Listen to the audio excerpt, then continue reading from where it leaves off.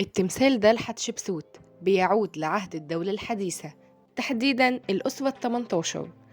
هو أحد التماثيل الستة التي تم العثور عليها في هيئة أبو الهول لحتشبسوت، وهنشوفها هنا لابسة النمس على راسها ولابسة الذقن المستعارة الخاصة بالملوك، ولكن في نفس الوقت لسه محتفظة بجمالها وملامحها الرقيقة.